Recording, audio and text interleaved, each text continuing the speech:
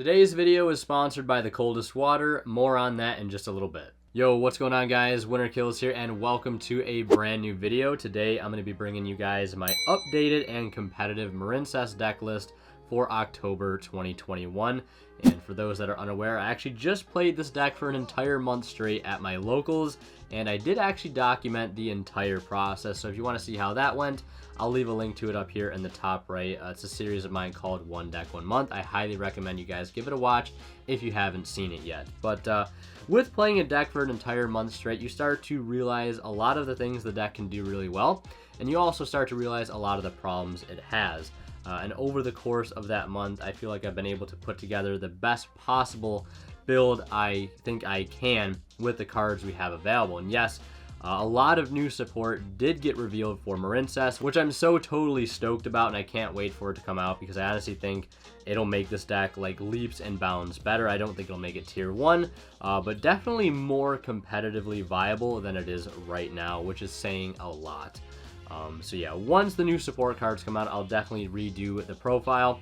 I might make some videos in between now and then online on EDO Pro showing some new combos, maybe some online duels on Dueling Book with the new cards whenever those become available on there. So stay on the lookout for those videos, and make sure you're subscribed and have notifications on so you know when those videos go live. But without further ado, let's go ahead and get into the quick deck profile.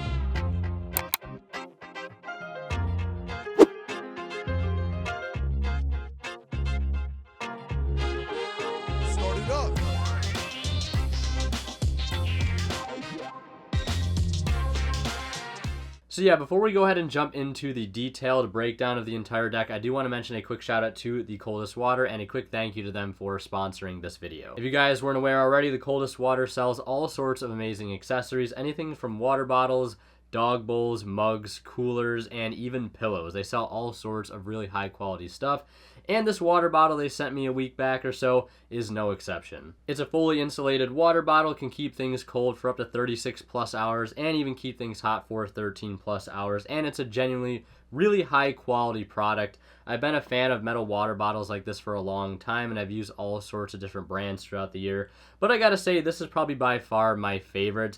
I do like the unique grips on the bottle and on top of the bottle, and just the overall design of it is very, very sleek, and I definitely give it a thumbs up. So if you guys really want to support the channel and get something out of it in the process, like genuinely go ahead and grab yourself one of these really nice water bottles. They're great for travel, they're good for the environment, and again, you get something out of it in the process for supporting the channel. They have tons of different water bottles on their site. They come in all different sizes, and they also come in a ton of different designs and color schemes as well. So help yourself stay hydrated. Go pick up a water bottle, support the channel, and you can do that by using my affiliate link down in the description. If you guys use that link, a small bit of the revenue from your purchase will go back into the channel. Helps out a ton. Or you could use code WK at checkout to save 10% off your entire order.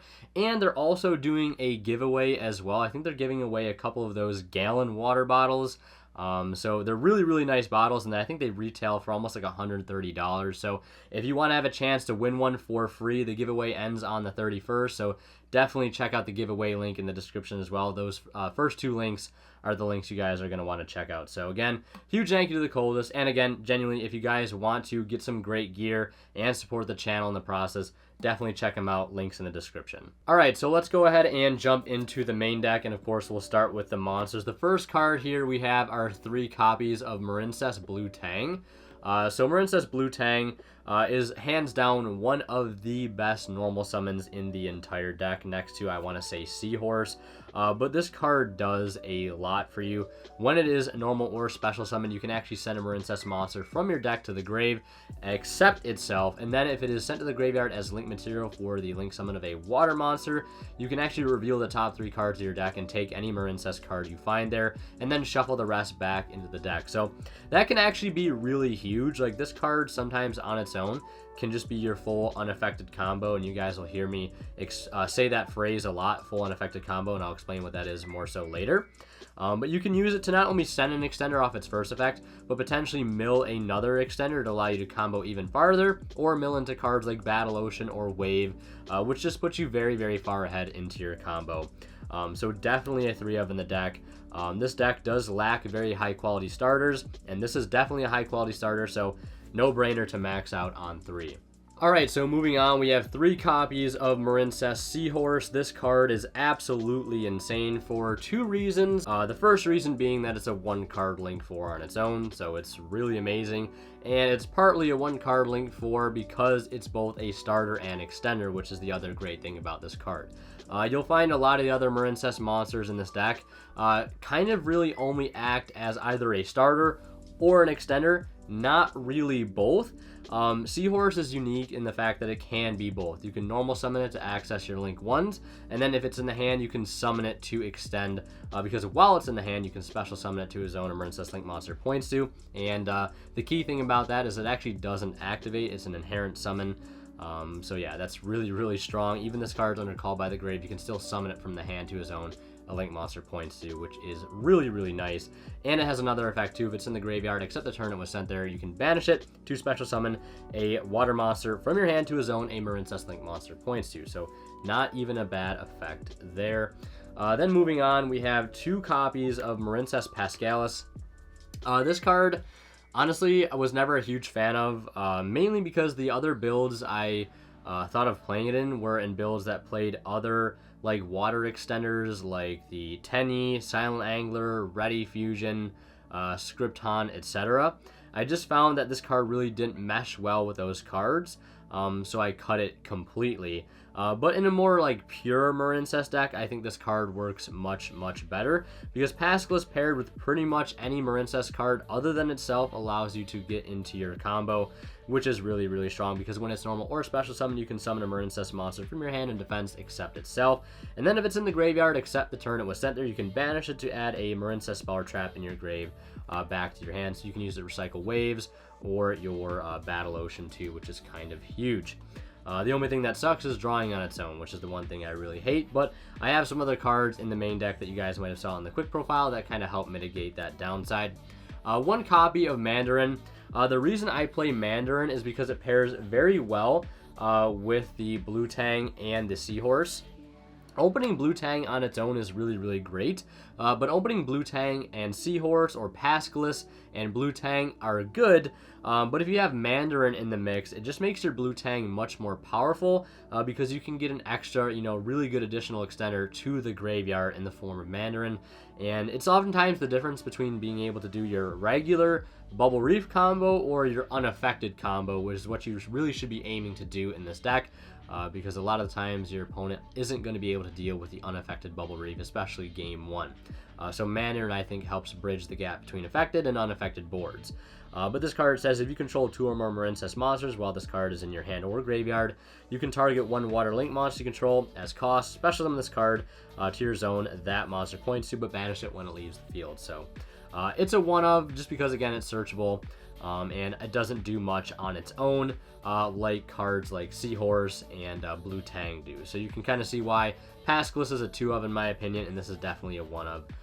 Not only is it searchable off of like Cynet and the copy of Blue Tang, but also 1-for-1 too. Then this deck, as you guys have probably noticed, has an extremely small engine. Which opens us up a lot of room to play hand traps and other utility cards. So I'm playing 3 Ash Blossom. It's just one of the most generic hand traps in the format right now. It can be very low impact against some decks, but still, it's a very, very well-rounded hand trap, and I don't think I'd play any less than 3. Then next up, we have 3 copies of Skullmeister. Skullmeister is a card I did take out a little while ago, I think at the end of week 4. But I've decided to put it back in just because this card hits so many things across so many different matchups, and on top of this, it's not a once per turn. So even if you open multiples of these against a Dragon Link board, you're gonna get a ton of value on this. Even if you're going second, you can just hit something like Seal. So very, very strong card. and definitely a 3-of in my opinion. Same thing with Effect Veiler, very, very good against the Tri-Brigade strategy, and just, you know, Effect Negation is just very, very good in general. I'm not playing Imperm in this deck because our Link 4 that we often end on is going to draw us a card in our opponent's standby phase, so we're ideally trying to draw hand traps, and I don't want to be drawing Imperm just because it will be dead. So that's the main reason why I'm not playing Imperm. I'm just electing to play this, and we also have like an in-archetype Imperm as well. That's arguably a little bit better than Imperm is on its own. And then the last 3 hand traps I'm playing are 3 Artifact Lancia. This is kind of like a meta call, also kind of like a locals tech. This card hits a lot of matchups. Dragon Link, Eldritch decks, Shaddoll Invoked, it hits Tri-Brigade, and even VW. So this card hits so many things, and also quite a few rogue matchups as well. So this card I definitely think is really, really nice in the main deck. I was also thinking about playing Droll, but I think Lancia is probably going to be just a bit better like in general. So that's the reason I'm main decking it currently this format. And again, like that, like 3 Lancia is a flex spot, so you guys could play any other 3 of hand trap you want. You play Nibiru, Phantasme, Iron Sword Soul, whatever you want. But I think Lancia for me is going to work the best currently. So yeah, that's it for the monster lineup. And as you guys notice, I'm not playing Magician Souls anymore, mainly because like I just didn't like playing the in-quote bricks in the main deck. Yes, Iron Sword Soul is a pretty neat card to play in this deck, but it was just not worth the poor hands that I had to draw occasionally by seeing 1 or 2 Iris Sword Souls, or hands where I saw multiple Magician Souls, or if you see like Magician Souls with like a suboptimal starter like Pascalus or Mandarin. Yes, you can attempt to combo, but like it's so incredibly fragile, and the deck's already so fragile as is. I'd rather just be playing more high impact hand traps at the end of the day, or other extenders that let me play if I see my engine cards. So that's ultimately why I ended up cutting the souls. I just don't really think it's needed. It could just be other cards, right? Like I think it's kind of a gimmicky card, honestly. But yeah, you can play it if you want, but I'm opting not to play it, and I don't think it's needed. So the next spell here, we have 3 Triple Tactics Talent. This card is incredible.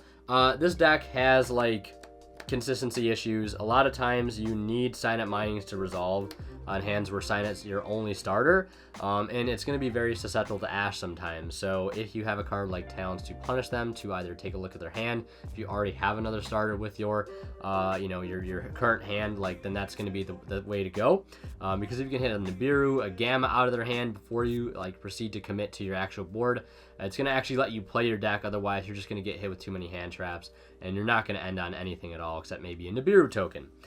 Or if you're desperate for starters and they ash something like Signet or Desires, you can draw into 2 and see, if you can actually end up playing your strategy. So Talents I think works very, very well in here. The deck's very fragile to hand traps, and sometimes you can just bait your opponent with cards like Signet Mining, 1-for-1, or Desires, and this card can be very punishing to the opponent.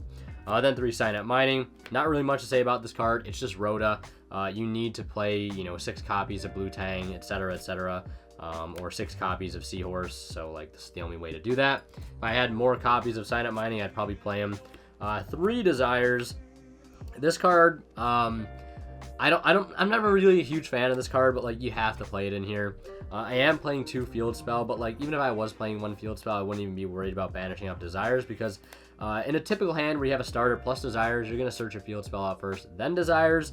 But if you don't have the opportunity to do that first, then you're just, trying to draw into a starter, because like if you banish your Field Spell but you draw into a starter, I still think it's actually kind of worth it at the end of the day, because it's the difference between being able to actually like play your strategy and not, which is a pretty big difference.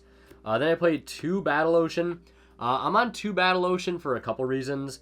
Once you put the Battle Ocean on the field and your opponent figures out how the deck works with the unaffected board, they're going to try to clear this card as fast as possible. Sometimes they might remove it with cards like Cosmic Cyclone, and then you have no way to get it back. So I'm playing a second copy because I am playing a second Sea Angel in the main deck, and a lot of times having a second copy in the main deck to be able to search out mid-game really gives you a lot of gas in the tank, and it lets you kind of recover and put you like into more of a winning position and like stabilize. So I like having a second uncopy the field spell, because this card's insane for the deck.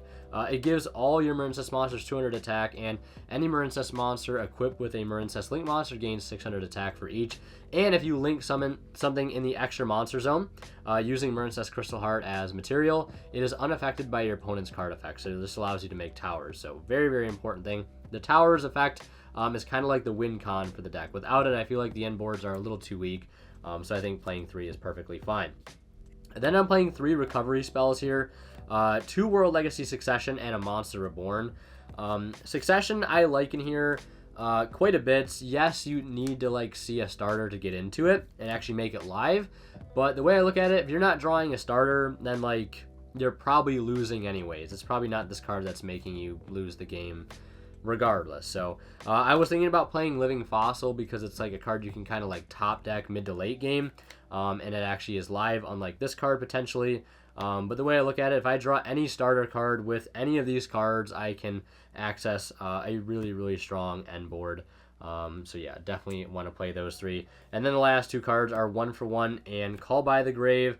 These cards really need no explaining for those that don't know. 1-for-1 actually is full unaffected combo on its own. You actually just summon Mandarin, and you know you're off to the races. Link into Slug, add it back. Normal summon, link into Sea Angel, search field spell. Mandarin effect, summon itself by targeting the angel. Make the Crystal Heart, and then make Anemone, who's unaffected, bring back Crystal Heart, go into Bubble Reef, etc., etc. So 1-for-1.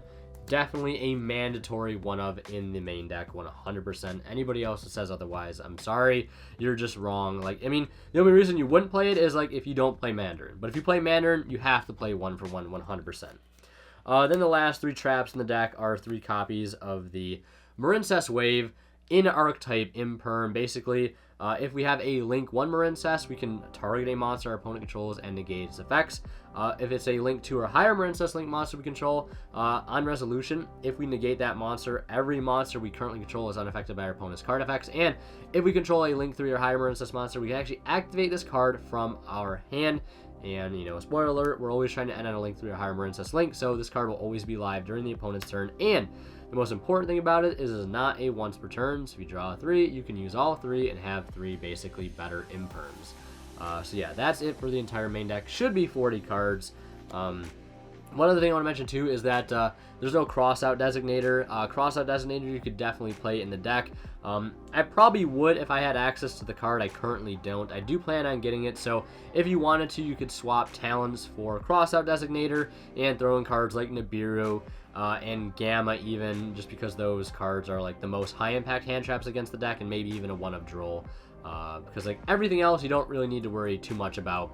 And you definitely have room to fit in crossout targets, since you guys saw we're already playing so many hand traps. So I figured I'd throw that in there because people are going to ask about it anyways. Now going to the extra deck, we have our boy Link Karibo here. Good old Link Karibo. Link Karibo is in here as mainly a flex spot. I was playing this with the Magician Souls because this is a Cyburst monster, which is actually really huge. Because if you open Souls, you can link the Souls into a Link Karibo and then normal summon any Marincess card, even if it was like Mandarin or Pascalus, and go into Splash Mage and still step into Bubble Reef. But now that I'm not playing this, like, you don't really need it.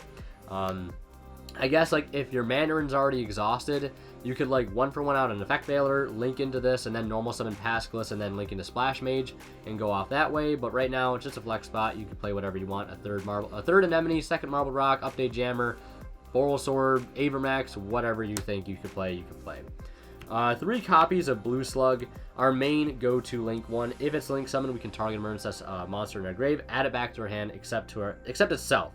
And then for the rest of the turn, we can't summon anything except for water monsters. Can't special summon except for water monsters.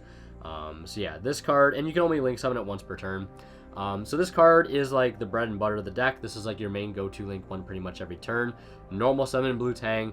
Dump the Seahorse, link this for Blue Slug, link the Tang for Blue Slug, chain link 1 Slug, chain link 2 Tang, so you can chain block the Slug from things like Bell. And then, you know, reveal 3, take any card, add back the Seahorse, summon the Seahorse, summon Sea Angel, search your field spell, etc., etc. And this card at 3 in the extra deck really helps out your grind game a ton, so I definitely would recommend 3. And then speaking of 2, we have 2 Sea Angel. This card, when it's Link Summon, adds you a Marincess spell from your deck to your hand. and we can only link summon it once per turn. This card is going to be leaps and bounds better once we get Marincess Dive, but for now, it's just a terraforming, and its arrow scheme is actually very important for cards like, you know, the Seahorse and the Mandarin. Because sometimes, like, you know, you'll be found in positions where, like, you only have down arrows and you have, like, no other side arrows to summon to. Like, for example, if you had, like, Anemone and then, like, a Slug underneath it, right? And you had, like, a Sea Angel, or not a Sea Angel, a Seahorse or a Mandarin engraved. You have no zones to summon to, but, like, since Angel points to the left, right, that gives you a zone to summon to and lets you play. So, like, if it's not for searching out the second field spell, just giving you that extra arrow late game is also very important, so that's why I like playing 2. And then next up, we play 1 copy of the Splash Mage. I play this because, like, this lets you get into your full combo if you don't have the extra extender to go into your full unaffected combo. So this card lets you, like, play if you open suboptimally, and I really like that. 1 Crystal Heart. This is like the heart and soul, no pun intended, of the extra deck. This card allows you to make things unaffected with your field spell, so you definitely have to play it. Then I play 2 copies of Marincess Coral Anemone. Basically a monster born for any water monster in your grave with 1500 or less attack. After you resolve that effect, you're locked into water for the rest of the turn. And if it's sent from the field to the grave, you can add back a Marincess card from your grave back to your hand. So you can link this off to recycle things like Wave or a starter for next turn. And you can also use it to, like, chain block things too. And, you know, combo with your field spell. So I definitely like 2 of these. Having the second copy does come up pretty much always. So I would recommend at least 2. Some people play 3. And then we play 1 copy of the Marbled Rock. This card comes up, like, in the late game sometimes. And sometimes it can actually let you stall, especially if you make it unaffected by card effects with the field spell. You can actually send a Marincess monster from hand to the grave to negate an attack. And then you also take no battle damage, and monsters cannot be destroyed by battle. And not to mention, it can also just target a Marincess card in your graveyard, add it back every turn. So that's really nice. So, like, if you're trying to stall, like, you can just add back a Tang, pass, they can't get over it, try to beat over it, battle phase, pitch the Tang. On your turn, add back the Tang. Or you can use this card to add back cards like Wave or Battle Ocean. So that card's really good for that. Resource management. Transcode Talker and the Access Code Talker package. These 2 cards let you have, like, a win con, a faster win con.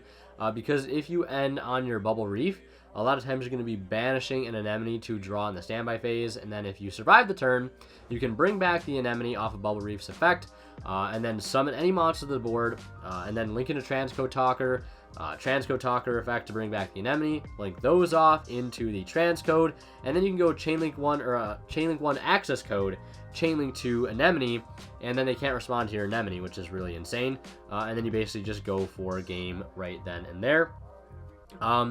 Or you can even, like, make this card unaffected too. If you have, like, Transcode Talker and a Crystal Heart in play, you can use Transcode Talker to revive Crystal Heart, then link into the access code in the EMZ, and then just like that, you have a 5300 unaffected access code so long as the field spell is up. So definitely like that. Like, it just lets you close games. I know it's an expensive card. You could easily replace it with things like Borreload, Avermax, or copy of Borosword Dragon, whatever you're choosing. Then next up, we have 1 copy of the Marincess Wonder Heart. This card is actually really nice to go into in certain matchups over that of the Bubble Reef, for one reason, and that it has a float effect. If this card in its owner's possession is destroyed by an opponent's card, we can special summon a Link 3 or lower Marincess monster from our graveyard, so it can help float into things like Anemone, and then Anemone will allow you to add a card back, or you can float into cards like Crystal Heart or Marbled Rock to be able to stall with their battle phase effects. And speaking of battle phase effects, this has one as well. Once per battle during damage calculation, if this card battles a monster quick effect, you can special summon one of your Marincess monster cards equipped with this card. Also, this card cannot be destroyed by that battle, and you take no battle damage. And importantly, it's not a once per turn, so if you have 3 things equipped to Wonder Heart, you can potentially stop 3 attacks, which is really, really clutch. And then last but not least, 1 Marincess Bubble Reef. Got the beautiful OCG copy right here because Konami decided to do us dirty and reprint as a common in the tins, but I digress. This card is really, really strong. During each standby phase, we can banish a water monster from our graveyard to draw a card. insane effect right there, especially in a deck where we're playing Desires, and we already have good draw power in the deck, and we're already playing a bunch of hand traps. We have the opportunity to draw into more hand traps at the start of our opponent's turn, especially if it's unaffected. There's no way they're going to be able to stop it. And unsuspecting players, I've noticed over the past couple months of playing this deck, will just burn things like Ash on that effect. I'm like, okay, way to waste an Ash. It's unaffected by card effects, and it throws a lot of people off. But other than that, each time a monster is banished face up, it gains 600 attack for each until the end of the turn. And then during our turn, we can discard a water card to special summon one of our banished Marincess monsters. And that's just like 3 really solid effects. In some matchups like Tri-Brigade or Invoked, they're going to keep banishing cards, and this card is going to get bigger and bigger and bigger and almost make it impossible for them to get over. So it's just an absolute house of a boss monster, and I love it for that reason. So yeah, definitely a one of. To be honest, I definitely thought about maybe playing it at 2 at some point, but like access code is just really, really good. Maybe you could cut that link rebuild, like I said earlier, as a flex spot to play a second one if you really wanted to, but honestly, I would just leave it at 1 since everything in the extra deck is recyclable via the Blue Slug and the Anemone. So that is going to do it for my updated Marincess deck profile, October 2021, post One Deck One Month. Like I said, the only other things I would consider probably playing in this deck would be things like Crossout Designator, and obviously targets for said Crossout Designator, or Magician's Souls if you really want to spend the money on the card. I just don't think it's worth to play a card that can potentially let you draw more cards, but also add some unnecessary bricks to the main deck, and then the cards just have problems on their own. Maybe if they were water monsters, I'd play them, but unfortunately they aren't. So looking very much forward to the new support whenever that comes out, and you guys will definitely be seeing new content with the new Marincess cards at some point in the future. So again, make sure you're subscribed if you haven't already. And lastly, a huge thank you again to the Coldest Water. If you guys want to support the channel, again, don't forget to check out the links at the top of the description. And if you guys want to see more of my content, click on one of the videos popping up on the bottom of the screen right now. And as always, Winter Kill is signing out. We'll see you guys in the next one. Lastly, a big thank you goes to our Divine Level channel members, and they are Cadillac City 4, Pony Stark, Keith Sidgers, Tweeter0226, and Black Ninja Money. Thank you guys so much as always for your extremely generous support.